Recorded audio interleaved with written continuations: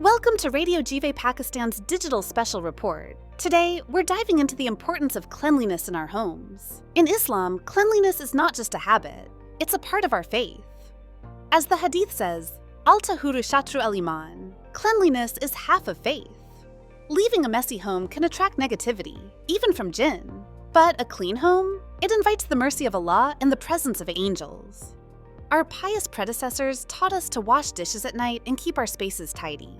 These small acts bring spiritual peace and align with health principles. So, dear listeners, let's keep our homes clean and welcoming. Wash those dishes, take out the trash, and let blessings fill your space.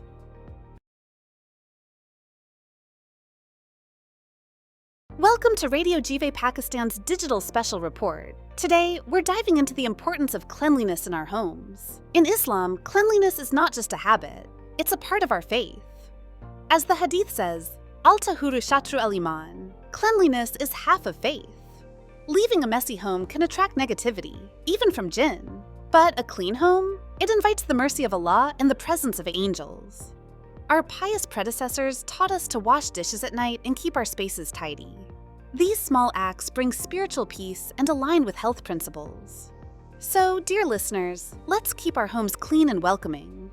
Wash those dishes, take out the trash, and let blessings fill your space.